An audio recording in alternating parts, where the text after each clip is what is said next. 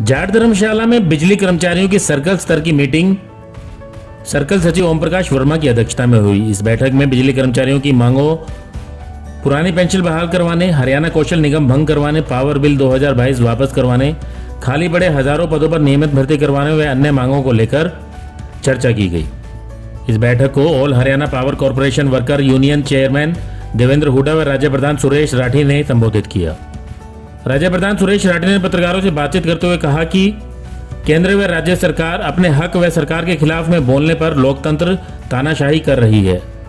ये एक चिंता का विषय है। आज के दौर में केंद्र व राज्य सरकार कर्मचारियों की मांगों को सुनना ही नहीं चाहती है। बिजली मंत्री रणजीत चौटाला को बार बार मांग पत्र सौंपे जा चुके हैं, लेकिन कर्मचारियों की मांगों पर वार्ता करने का समय उनके पास नहीं है। उन्होंने बताया कि बिजली मंत्री की कर्मचारी विरोधी नीतियों के खिलाफ 25 मई को सभी सब यूनिटों पर पूरे प्रदेश में धरना दिया जाएगा। जींद में 28 मई को राज्य स्तरीय रैली की जाएगी और इसके बाद भी अगर सरकार ने मांगे नहीं मानी तो सिरसा में बिजली मंत्री के घर के बाहर डेरा डाला जाएगा।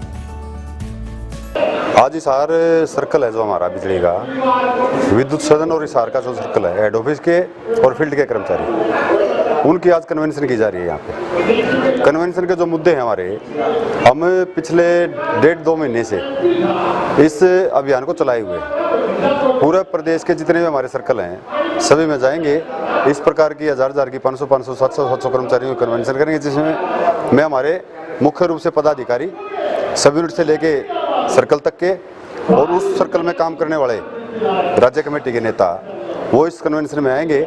इस कन्वेंशन में अपने जो मुद्दे हैं हमारे, हमने बिजली मंत्री को पिछले ये कह सकते हैं जब से बिजली मंत्री बना 5 साल हो गए, 4.5 साल हो गए इसको, 4.5 साल पहले इसको एक मांग पत्र भेजा था जिसमें यह बताया था कि हरियाणा के कर्मचारियों की और जनता की काफ़ी सारी समस्याएं हैं, जिसमें हमने लिखित में उनको ये भेजा हुआ है कि बिजली एक बहुत महत्वपूर्ण महकमा है जो जनता की रोज़मर्रा की ज़िंदगी से जुड़ा हुआ है और उसमें काम करने वाले जो कर्मचारी हैं उनकी कुछ समस्याएं हैं।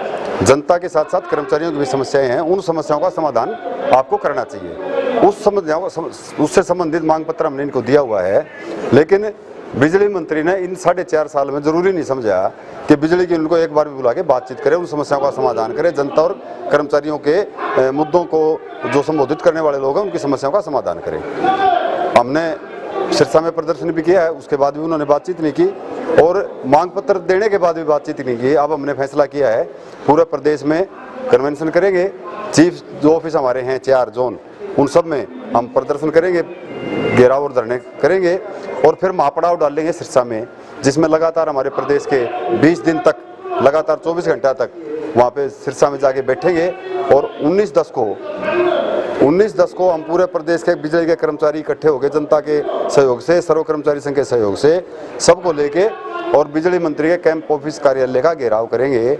और घेराव पे जब तक नहीं हटेंगे, जब तक बिजली मंत्री बातचीत करके इन समस्याओं का समाधान नहीं करेगा, तब तक हम वहाँ घेराव करेंगे और महापड़ाव डालेंगे, वहीं बैठेंगे और वहीं पे रुकेंगे पूरे प्रदेश के कर्मचारी। ये हमने फैसला किया है। 17/10 को हम वहाँ जाएंगे। इससे पहले 28 तारीख को पूरे प्रदेश के सर्व कर्मचारी संघ हरियाणा के आह्वान में 28 तारीख को जींद में रैली करेंगे। बिजली का कर्मचारी बड़ी संख्या में उसमें भाग लेगा। ये हमारा आज का कार्यक्रम जिसको हम तैयारियों के लिए आए हैं और इसको हम मुस्तैदी से लागू करेंगे। तो मांगे क्या कुछ रहेगी? मांग हमारी है, बिजली का जो महकमा है उसमें जो जनता के को 24 घंटे बिजली मिले। हमारे कच्चे कर्मचारी जो काफ़ी सालों से लगे हुए हैं, 18 साल से लगे हुए हैं, उन सबको एक मुश्त पक्का किया जाए। खाली जो हमारे पद पड़े हैं हजारों की संख्या में, उन पे जो बेरोजगार युवा घूम रहे हैं, ITI वाले हैं, पॉलिटेक्निक वाले हैं, डिग्री होल्डर हैं, उनको स्थायी रूप से भर्ती किया जाए। जोखिम भत्ता, क्योंकि बिजली का काम बहुत ही जोखिमपूर्ण काम स्थिति में हम काम करते हैं और लाइन का पता नहीं लगता बिजली कब आएगी कब जाएगी, दुर्घटनाएं हो जाती हैं। 5,000 रुपये प्रति कर्मचारी जोखिम भत्ता मिले, धुलाई भत्ता मिले।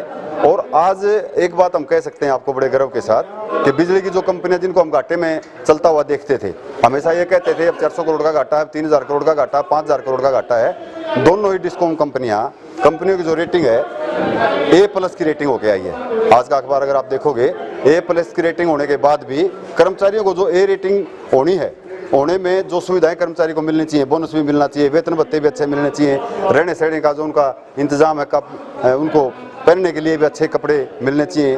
A+ रेटिंग के हम कर्मचारी हैं, उसी अनुसार हमारे को सुविधा मिलनी चाहिए। हमारी ये मांगे हैं। ब्यूरो रिपोर्ट नई ताज़ा न्यूज़ हिसार। लेटेस्ट वीडियोस के लिए सब्सक्राइब करें हमारा चैनल नई ताज़ा न्यूज़ और दबाएं बेल आइकॉन ताकि आप मिस ना करें कोई भी अपडेट।